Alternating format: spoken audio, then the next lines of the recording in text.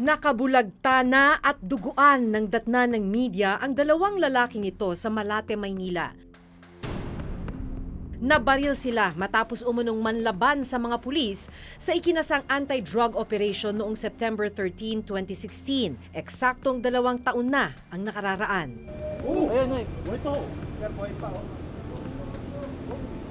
Maya-maya pa, biglang gumalaw ang isa sa mga lalaki.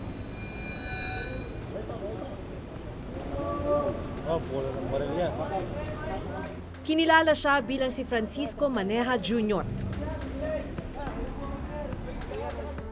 Sa police report na ito, lumalabas na kinasuhan si Francisco Maneja Jr. ng paglabag sa Dangerous Drugs Act, illegal possession of firearms, frustrated murder at violence against authorities matapos umanong manlaban.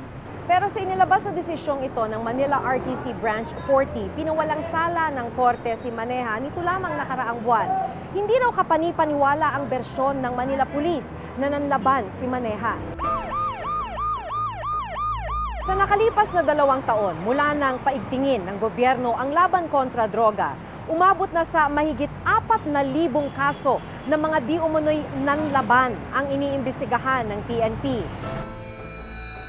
Kaya naman nang mapabalita ang pagkamatay ng 17 taong gulang na si Joshua Laksamana matapos umanong manlaban sa mga pulis.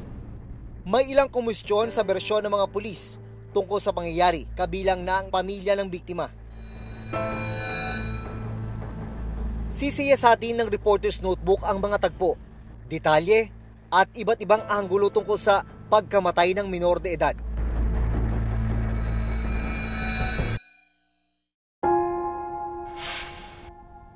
Tila isang bangungot para sa inang si Christine na sa isang iglap nawala ang anak na si Joshua, 17 taong gulang.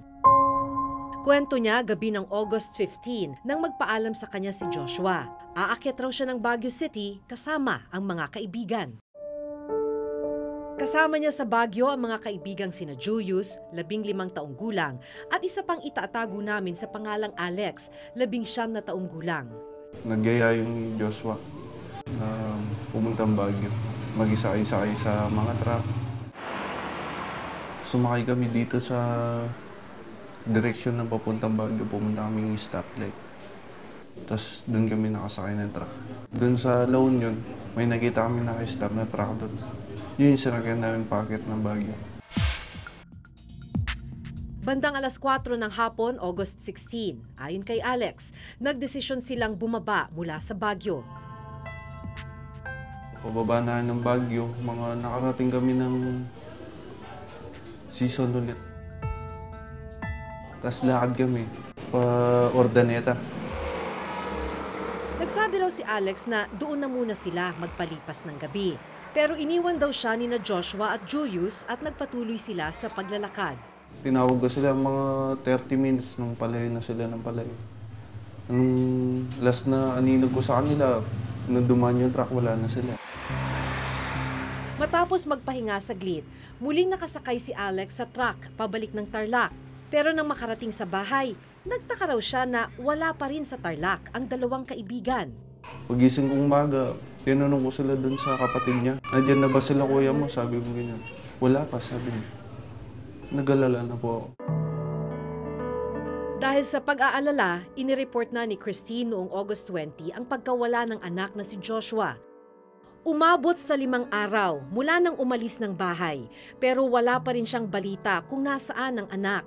Hindi pa rin umuuwi sa kanilang bahay ang isa pa nilang kaibigan na si Julius. Bilang isang ina, syempre, nakukutuban ka na rin na baka hindi na maganda yung nangyari sa kanya. Nagdesisyon na akong sabihin sa amin, sa police station na nawawala na yung anak ko sa blatter na yun. Hanggang noong August 21, nakatanggap si Christine ng impormasyon mula sa tanod ng barangay nila. Nasa isang morgue sa Rosales, Pangasinan ang katawan ni Joshua. Sabi ko pa nga, hindi totoo itong anak kong namatay. Nung makita ko yung anak ko, syempre, walang kasing sakit, sobrang sakit. Dahil ako lang po nagpalaki dyan, bilang isang single mother po. Sa mga kuhang ito, kitang-kita ang mga tama ng bala sa katawan ni Joshua.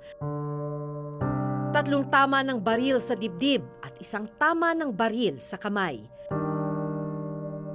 Ano nga ba ang nangyari kay Joshua?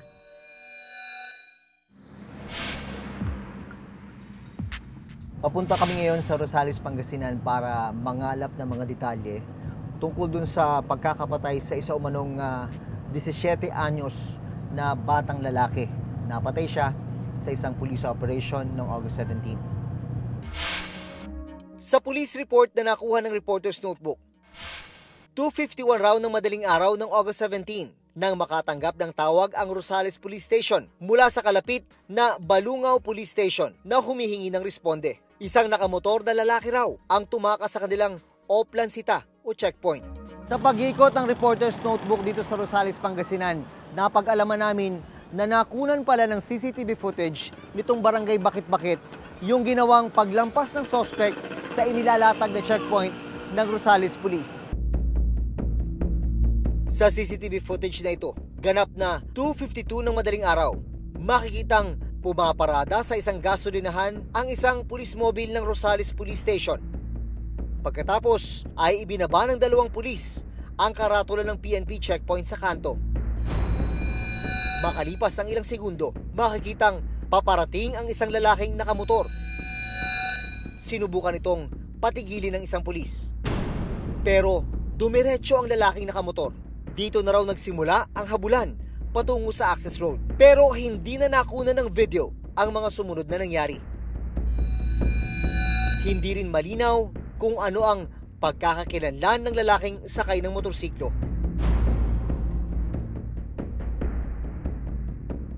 Sa spot report na ito ng Rosales Municipal Police Station, sa bahagi na ito ng T-Plus Access Road sa Barangay Acop, nangyari ang engkwentro noong alas 3:10 ng madaling araw noong August 17.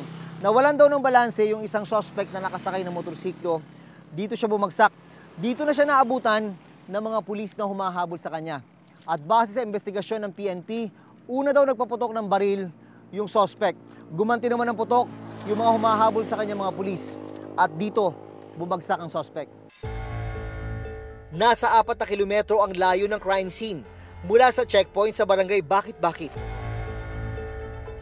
Ang ipinagtataka ng kaanak ng napatay, bandang alas 4 ng hapon ng parehong araw, nag-post ng report ang PNP Region 1 PIO sa kanilang official Facebook account tungkol sa nangyaring insidente. Dito, pinangalanan na ang lalaki na si Joshua Laksamana, 18 years old, at residente ng Tarlac City. Sangkot rin daw si Joshua sa 4 na kaso ng robbery o pagnanakaw sa Pangasinan. Ang tanong ng pamilya, paano nagkaroon agad ng impormasyon ang PNP tungkol kay Joshua sa parehong araw kung kailan siya napatay, gayong wala namang natagpuan na ID o anumang pagkakakilanlan sa kanyang katawan ayon mismo sa PNP. Ang National Union of People's Lawyers o NUPL ang may hawak ngayon sa kaso ni Joshua. Sa palagay namin, siya ay na-intercept, nakuha, na-pick up ng pulis. At eventually, tiniway, tinank you, tinokhang. Palagay namin, na-interview na siya ng pulis, nakausap na siya, at nagkaroon na ng pakilanlan. So, nalaman na nila yung pangalan na Joshua Laksamana. Tinungo namin ang Rosales PNP para kunin ang kanilang panig. Bago umabot sa puntong magkaputukan, ano ba nangyari? Nilampasan po yung oplansita. Yun po, nagkahabulan na tuloy-tuloy hanggang sa makarating po sila doon sa encounter site dito sa may barangay Acop. Itong suspect po natin ay medyo out-balance doon sa kanyang motor. Then tumumba po yung motor. So that's the time na naabutan nila itong in-identify po yung kanilang sarili as a police officer. Then sinabihan yung ating suspect na itaas ang kamay at sumuko. Pero hindi po ito ginawa ng ating suspect bagkus nagpapatok siya ng baril. Walang magagawa yung ating mga tropa o yung ating mga pulis kung hindi mag-retaliate para i-defend naman nila yung kanilang sarili. Hindi ba kita ng mga pulis na itsurang bata ito bago nagkaputukan o nung lumampas sa checkpoint? Madaling araw po nangyari yon. Hindi ko pwedeng sabihin na bata, ito. Hanggat walang patunay na 17 siya, ay still remain pa rin na question yung sa akin. Marapat na tawagin siyang suspect? Suspect Okay. po. Nakakuha kami ng kopya ng birth certificate ni Joshua. September 12, 2000 ang kanyang kapanganakan. Kumpirmadong minor de edad si Joshua nang mapatay siya noong August 17. Ang paliwanag po sa akin ng pulis, nanlaban yung anak ko, may barel. Halos biningi ko na yung tenga ko kasi lahat ng sinabi niya walang katotohanan eh. Magkaiba rin ang bilang ng kaso kung saan isinasangkot si Joshua sa unang report.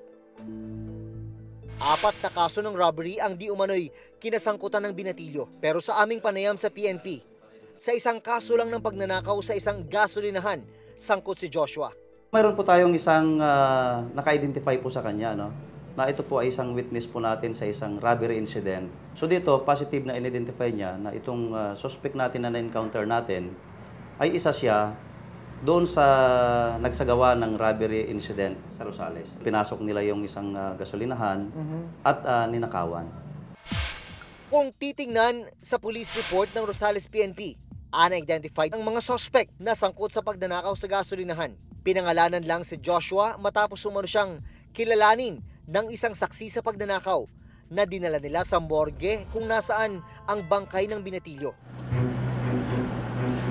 Pinuntahan ng reporter's notebook ang gasolinahan na sinasabi ng Rosales PNP na nagkumpirma raw na sangkot si Joshua sa pagnanakaw. Kinuha na po nila yung generator, saka po nila itinakbo. Totoo raw na may pagnanakaw sa kanila noong June 18. May sasakyan po kasi sila na van po nun. Ewan ko lang po kung ilan po yung karga ng van. Pero yung pumunta po dito, 2 po sila. 2? Papakita ko po yung picture. Ito po ba yun? Hindi po namin alam ma'am kasi po may takip po yung ano nila eh. May takip yung mukha. Opo. Ito. Kahit po sa CCTV, hindi po sila Hindi makita. Opo. Ayon sa ina ng biktima, hindi raw marunong magmotor si Joshua at wala silang kahit anong motor.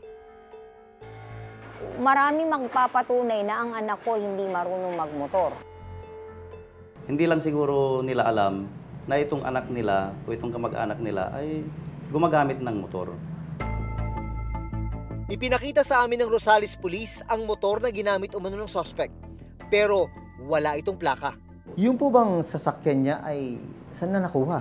Yan po yung hindi ko masasagot, sir, ano, kung saan galing yung motor na ginagamit niya.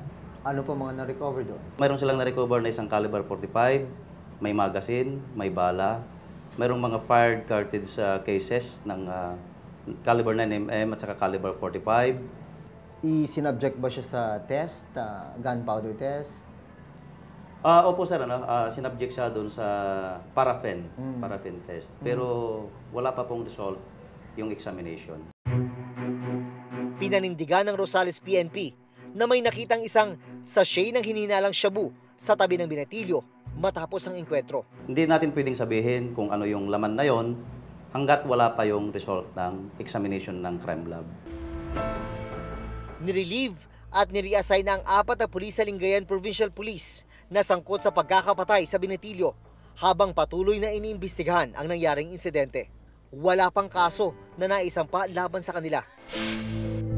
Sa medical legal report na nakuha namin, lumalabas na 4 na tama ng bala ang tinamo ni Joshua. Isang bala na tumagos sa kanyang kaliwang baga, isang bala na tumagos sa kanyang kanang baga, isa pang bala na tumama sa kanyang diaphragm at atay, at isang bala na tumama sa kanyang kanang braso. Sa pulis, ang kailangan mo kasing gawin kapag may isang tao, may hinuhuli ka o kaya meron kang suspect, kailangan mo siyang makuha alive eh. That's the first rule. Yung tinatawag nila na fatal wounds o kaya talagang lethal force, gagamitin mo na lang yan kung ikaw mismo ay mamamatay na. Mataas yung suspect po natin.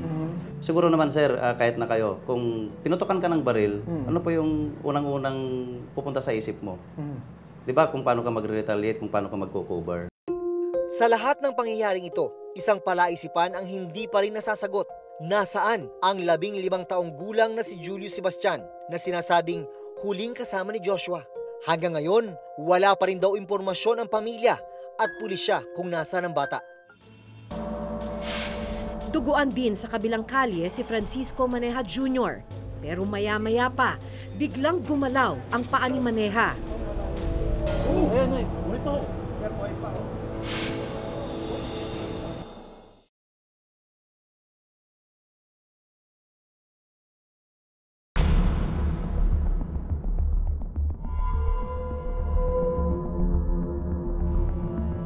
Nakabulagta at duguan ang dalawang lalaking ito sa Malate, Maynila noong September 13, 2016. Eksaktong 2 taon na ang nakararaan. Nanlaban at nagpaputok daw ng barilang dalawa sa isinagawang drug buy-bust operation ng Manila Police District. Dead on the spot si George Huggins na nakadapa sa tabi ng tricycle na pagmamay-ari umano ng dalawa. Duguan din sa kabilang kalye si Francisco Maneja Jr. Pero maya-maya pa, biglang gumalaw ang paa ni Maneja.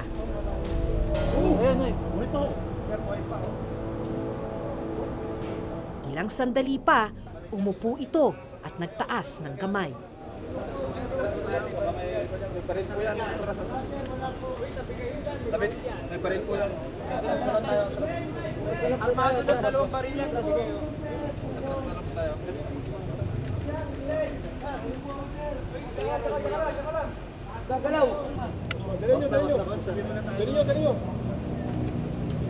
Nilapitan siya ng isang pulis at inilayo ang baril sa tabi niya. Agad siyang itinakbo sa ospital ng Maynila. Nagtamo siya ng tama ng baril sa kanyang 2 kamay. Ayon sa mga otoridad, mga backup na pulis ang nakamotor na tinutukoy ni Maneja na bumaril sa kanya. Nakatunog po yung pusher. Nagkaroon ng habulan po, hinabol ng mga operatiba yung tumatakbong mga suspect. Na-corner po dito, nagkaroon ng putukan po.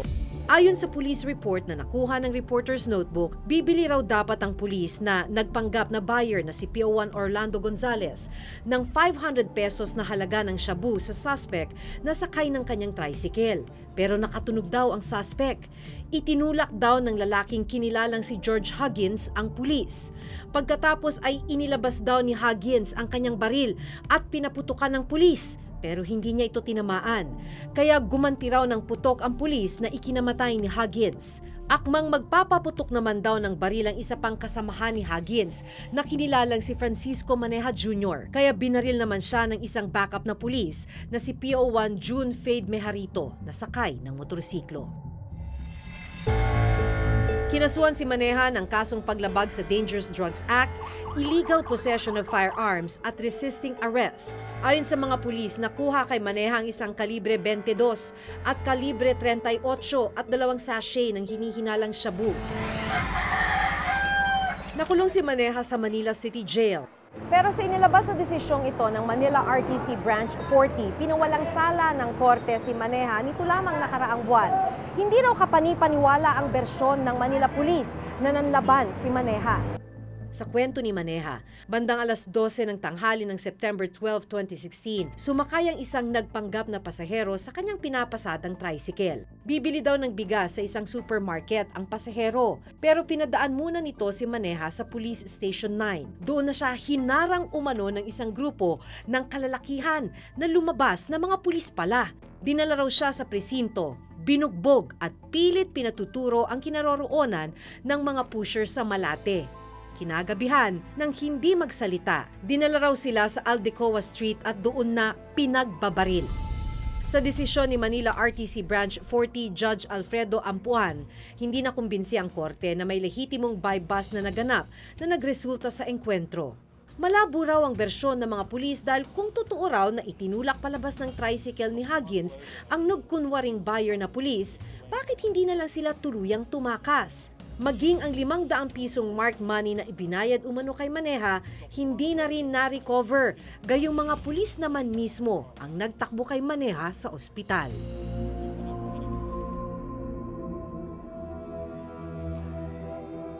Nakalaya na si Maneja nitong August 7. Pinuntahan namin ang kanyang nakasaad na address. Nagtatago ngayon si Maneja dahil na rin daw sa banta sa kanyang buhay. Pero nakapanayam namin ang isa sa kanyang pamilya. Tumatawag yun sa akin. Makakalaya ba ako? Sabi niya. Pero malakas naman ang loob ko sabi niya na makakalaya ako kasi wala naman nga siyang ginawang masama.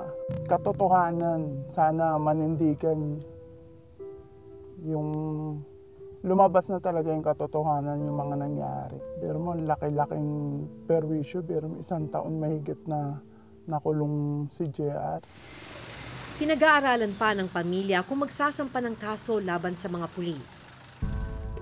Samantala, na-relieve na sa pwesto at inilipat sa ibang istasyon ng mga pulis ng Manila Police District o MPD na sangkot sa pagbaril kina Maneha. Yung stand ng natin dyan ng police, they are still looking for legal remedies dun sa action natin. So, of course, the stand for yung kanilang action dun sa operation, and they are looking to appeal the decision of the Regional Trial Court or other matter concerning doon sa naging decision ng But we welcome the decision.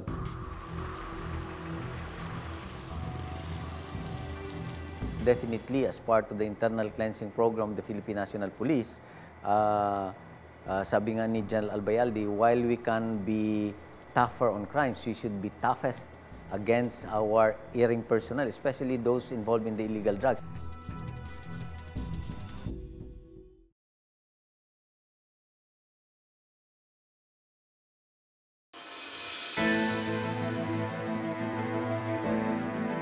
Base na rin sa datos ng PNP, mahigit 50 pulis na ang na-dismiss at natanggal sa pwesto dahil sa paglabag sa kanilang rules of engagement sa mga lehitimong operasyon. Kaya sa mga kaso ng pagpatay matapos umanong manlaban, mahalagang tingnan ang bawat ebidensya. Dahil hindi lahat gaya ni Maneha na nabuhay at kayang ibigay ang kanyang panig. Hanggang sa susunod na Huwebes, ako si Jun Veneracion. Ako si Maki Pulido at ito ang nakatala sa aming Reporter's Notebook.